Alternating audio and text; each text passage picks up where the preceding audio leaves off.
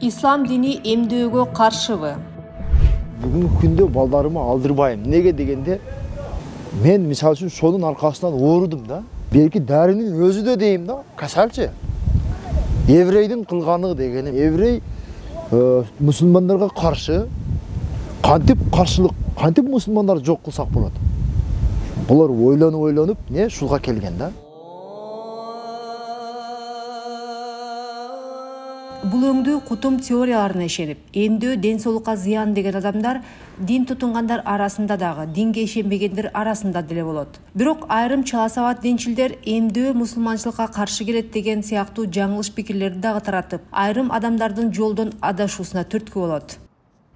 Кур'ан-ы Каримде мындай бир аят бар. Инжаакум фасикун бинабаин фатабайюн. Силерге кандайдыр бир бузуку бирөө, кандайдыр бир жаңылык алып келген болсо, аны изилдеп, иликтеп, баяндап, аныктап билгиле дейт да, аны мындай издештиргиле дейт да. Мисалы, кандайдыр бир жаңылык бүгүнкү күндө уккан болсок, биз анын түпкүлүгүнө, анын чындыгына жетишибиз керек да. Айтурган Сейитбекова журналист. Көпчүлүк кыргызстандыктардын катарында эмдөөдөн өткөн. Бул чечимге бир топ маалыматтар менен таанышып, анализдеп көргөн соң келгенин айтууда. Биздин ислам динибиз эң мыкты. Бул жакындарыбызга, өзүбүздүн ден соолугубузга кам көрүү боюнча абдан жакшы хадистер, андай маалыматтар айтылган. Алардын катарында ушул Кудай бизге кандай мыкты ден соолук менен төрөлүп, кандай бизге соо 12 мүчөбүздү берсе, биз ошондой аны алып кетишибиз керек. Бунун аркасында ушул өзүбүздүн ден соолугубузга, жакындарыбызга кам көрүү деген чоң философия жатат да. Негизинен ислам дининде адамдын саламаттыгы Кудайдын аманаты катары каралып, аны сактоо ар бир пенденин чоң жоопкерчилиги болуп саналат.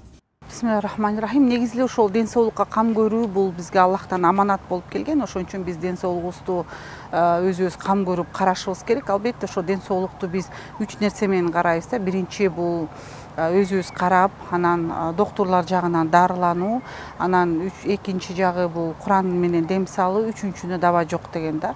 Бирок ошол пайгамбар саллаллаху алейхи вассаламдын убагында ошол вакцинанын ордуна курма жешкен. Ошол дагы болсо, ошол курманы жешлик дагы бул адамдын иммунитетин көтөрүү деген да. Эми аны азыркы учурга биз ижма кыяс кылып келе турган болсок, демек азыркы учурда да бул вакцина өтө маанилүү нерсе. Куранда мындай бир аят бар. Вала тулку би айдикум иля тахлука. Өзүңдү өзүң өлтүрбө деген эле түз маанин алсак болот. Пайгамбарыбыз башка бир хадисинде айтат: ла дарара ва ла дирар. Сен өзүңгө да зыян келтирбешиң керек, жана айлана чөйрөңгө, башкаларга да зыян келтирбешиң керек. Зыян келтирбе дейт. Анткени зыян келтирүү бул арам нерсе да. Жумадыл Мамбетжанов ыйык китептен мисал келтирүү менен шарият боюнча эгер ооруп калсаң дарыланууга жана оорунун алдын алуу чараларын көрүү керек экенин айтып берүүдө. Эмдөө бул алдын алуу чарасы болуп саналат. Кандайдыр бир киши чыгып туруп эле, бул вакцина алуу бул шариятта, исламда жок деп коет да. Ооба, исламдын башталышында жок болчу, бирок исламдын башталышында көп нерсе жок болчу. Эмдөө деле бул кандайдыр бир оорунун алдын алуунун бир себеби да. Себеби ал эми баягы ошол ооруну сактап калат деп айта албайбыз. Кээ бир биздеги мусулман бир туугандар муну да туура эмес түшүнүп алат да. Сен баягы Кудай Таалага тобокел кылышың керек, сен бул жанагы ошол жанагы эмдөөгө, вакцинага же кандайдыр бир дары-дармекке байланып албашың керек, ишенип албашың керек депчи. Бирок пайгамбарыбыздын хадистеринде биз билебиз, дарылануу деген нерсе бар, сөзсүз.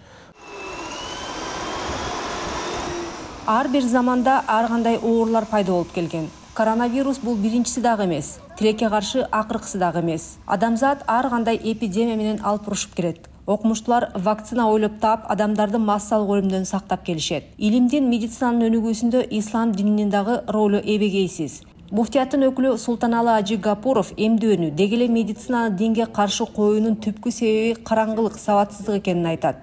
Бизде кээ бир мындай өтө аша чапкан деңгээлде фанат болуп кеткен ишеничтеги кишилер дагы бар.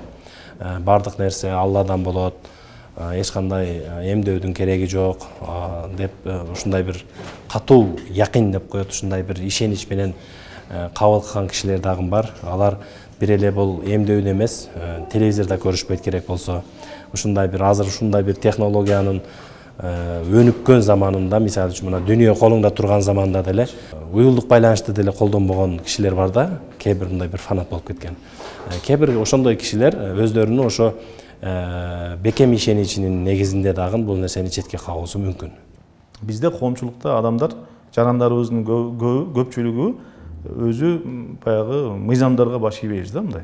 Биринчиден мыйзамдар билбейбиз, анан баш ийбейбиз.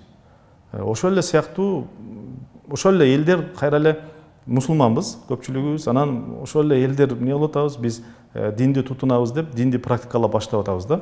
Анан эми бияктагы мыйзамдыга баш ийбеген, ал мыйзамды тутунбаган, мисалы жол эрежесин бузуп атат жөнөкөй эле, же болбосо дагы жолго бир таштанды таштап атат, мындай ишил жөнөкөй майда чүйдө баягы тартиптерди сактабаган эл келип туруп кайра биз эмне кылып атабыз, динди практикалап баштап атабыз да.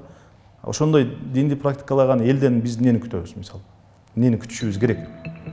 Бүтүм.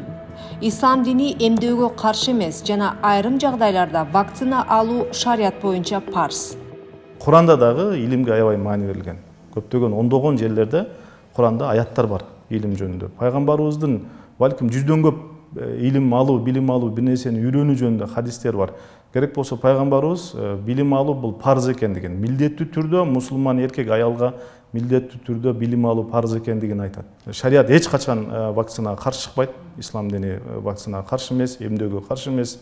Ислам дини дары-дармек пайгамбарыбыздын хадистеринде, Кудай Тааланын Куранында ачык айтылган бул адамдын өзүнүн ден соолугуна маани берүүсү, ден соолугуна ээ чыгуусу, сактануусу, зыяндуу нерселерге атайлап барбоосу, булардын баары ачык айкын жазылган.